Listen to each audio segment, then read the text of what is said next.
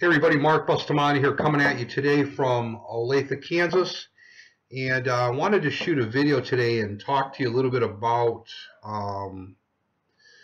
I received a couple of messages earlier today that kind of inspired me to talk about this topic, and been trying to kind of make the relationship between these two things. So anyway, back in early 2001, I believe it was, I went and did a tandem skydive out of an airplane. And me and this guy I'm 6 foot tall, and this other guy my tandem master was 6 foot tall, and it was kind of funny because he took me over walked me over to the Cessna, and he pointed at that door, and he says, "You see that door there?" He says, "Me and you have to get, when we're at 10,000 feet, you and I have to climb through that door."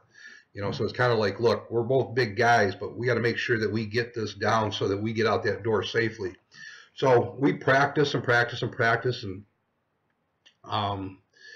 spent the first couple of hours there going, practicing stuff on the ground, exiting the airplane, and body position, that type of thing. So anyway, so that went well. I got to the ground, and I just couldn't explain the feeling that I had. It was just incredible. So I knew I had to do it again. I just had to absolutely do it again. So I went back to the drop zone the following weekend, walked into Manifest. The guy looked at me. He's like, "Hey, weren't you just here last week?" And I said, "Yeah." He goes, "You want to go again?" I says, "No." I says, "I want to learn how to do this." I was on that plane. I was watching people jump out the door by themselves, unassisted, nobody, not strapped onto somebody's back. I said, "Man, I want to do that." And I was just driven by that feeling that I got the first time I did that. So went back and went through a 7-level accelerated free fall course, actually in Missouri, in Sullivan, Missouri, at a place called Quantum Leap, and had two world champion canopy formation skydivers actually ran that place. But anyway, so the reason I'm talking about this is that before I was able to go out and make that first jump at actually, my first solo jump was at 5,000 feet. It was called a hop and pop. And then after that, they send you up to, then after that, you're able to go up to 10,000. Some cases, if you're in a larger plane, you go up to 13,500, 14,000, right around there. But anyway, before you're able to do that, you have to go through, again, that 7-level accelerated free fall course on the ground.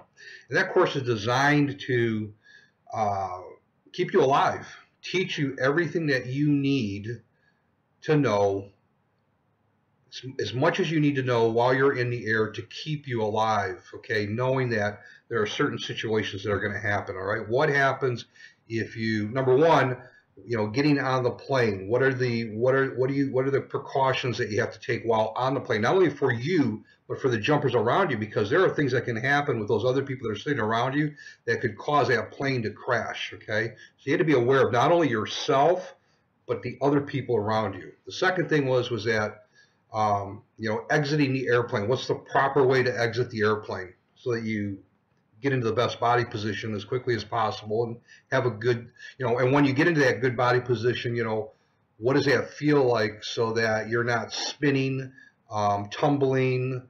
You've got control of your body. You've got control of your body while you're falling at terminal velocity. Altitude awareness. What altitude am I at? So that when it is time to open up your chute, you need to know where you're at, because if you don't know where you're at, then there's a possibility that you could hit the ground at terminal velocity, and that's not a good thing. So altitude awareness. Knowing what's happening in your surroundings. So in other words, if you were jumping with other people, where are they at in relationship to you, so that, because if you open up your chute and somebody's directly above you, or if somebody's too close to you, you don't want to have a collision again at terminal velocity. That's not a good thing. So altitude awareness, your proximity, what's happening around you, just a complete total awareness of everything. Because again, you're talking about a live or die situation. In some cases, this business is like that, the business that we're in right now. And the trainings, the SOS trainings, the communication mastery, forging of leaders, all of those trainings, those are the things that will keep you alive. okay? So right now, some of you are in free fall. You don't understand it yet because you've never been to a training. I mean, let me say this. There are people right now that are going through the same difficulties in their business that you are today, even though we've been around for a while and you're new, but it doesn't impact us the same way as it does you, okay? You potentially will quit, right? If you have enough series of events that are negative events in terms of this business, enough people say no, no, no, no, no, or they commit to you and then they don't come through, or you're just not getting the results. I mean, I have those same things happen to me. I have weeks go by sometimes where it's like, damn, I can't close anybody, or, you know, what's going on? And then but I know that eventually, you know, I have very good weeks, and sometimes it's consistent. You know, sometimes it tails off depending on what's happening, right? But the difference between me or somebody who has been trained and you is the fact that we have been trained, okay? I'm not going to quit, ever. Okay, Randy Cochran, Catherine Brandt, George Anderson, Brent Ehlers, Derek Smith, you know, any of the Joe Locke, Randy Donnell, you know, we are all trained.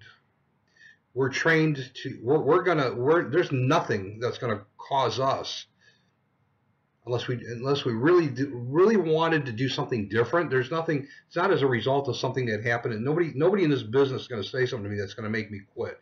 And you might be thinking, well, I'm tough, you know, I can handle it. That's not the point. Right now, you're falling through the air and you're spinning and you're backtracking and you're tumbling and you have no body control. You have no control of what's happening around you. You have no awareness of what's happening around you. Okay, I don't care what you're reading. I don't care what you're listening to. That doesn't matter because I've done it all. You know, it's good to put that stuff in your head. It's good to listen to Think and Grow Rich. It's good to listen to the SOS CDs. If you're not at the trainings, physically at the trainings, then you're missing the most critical component, and it leaves a chance open for an error. It leaves a chance open that something is going to happen that's going to create a fatality. You're going to become a fatality as a result, okay? And that's not what we want, obviously. We want you to be successful. We want you to land on the ground so that you can pack your chute, get on the next airplane, and get back up and jump out again and have fun, okay? So the point of this, again, I hope you get it, is that, you know, you're right now, if you have not been to a training and you're fighting going to a training and, you know, things are happening around you that's causing you to not go to training, let me say this. People are going to do things around you to prevent you from going to a training because subconsciously they don't want to see you succeed. They don't want to see you do that well. Okay, now you're going to say, well, geez, you know, but this person loves me, or this person likes me, or this is my friend. I don't care. There is something inside of them. They're as messed up as we were in the beginning and as you might be today. They don't want to see you succeed. They want to see you fail. They just want you to stay the way you are, because if not, then you're going to grow and change and become better. And okay, so that's scary for them. So they're going to do whatever they can to prevent you from being different than what you are right now, because that's what they're used to. Whether they may think they want you to be better, they still want you to stay the same. They don't want you to change because they're not changing. All right? So again, the training is the thing that will help you get on that plane, be aware of what's happening with you, be aware of what's happening in your surroundings, that will help you to exit that plane successfully, fall through the air at terminal velocity, have control of your body, have altitude awareness, be aware of your surroundings, open up your parachute on time at the right altitude, know what to do if you open it up and you got a line twist or a line over or something's wrong, okay?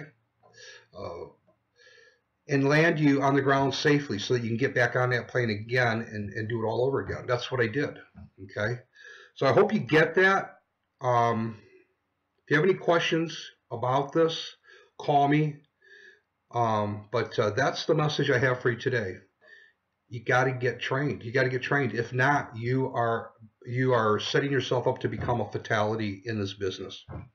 And I'm sure that that's not what you want. So anyway, good talking today, and we'll be talking again real soon. So make it an awesome day, awesome rest of the week, and take care.